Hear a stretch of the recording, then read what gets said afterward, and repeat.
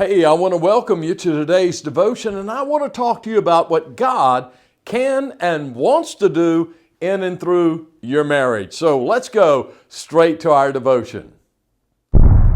In Romans chapter 5, it talks about the things that we go through in life and what they accomplish in our lives. And one of the things it talks about is that those things that we go through, whether difficult, good, bad, whatever they are, they produce in us character, and character produces hope. One of the things that God wants to do in our relationship with each other is to produce character. It's through those interactions that character is built in our lives. And especially, I would say, character is developed in our relationship with our spouse in marriage. And I can tell you that one of the things that's happened in my own life, in my own marriage, is that God has used my wife to build character into me.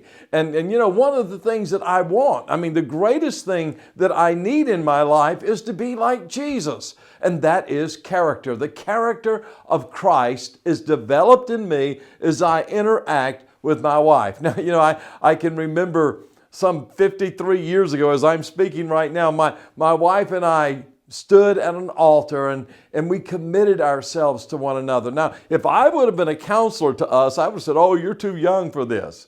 But you know what? Christ was the center of our relationship. And we failed each other. We failed each other many times through these 53 years. But I want you to know that because we've walked with each other, with Christ as the center, with Christ as the one who's brought us together and keeps us together, He has been able to work in us and develop character in and through us. In fact, I would say to you, some of the greatest revivals I've had is because of interaction with my wife, and where I failed her or where she failed me, and we've had to go to each other and ask forgiveness, and we've had to be restored. And it's through those times that we've prayed together and that God has just enabled us to grow. It's been great moments of growth, and because we've grown in our marriage, we've grown individually. And so I really believe that God wants to use our marriage to develop Christ-like character in us.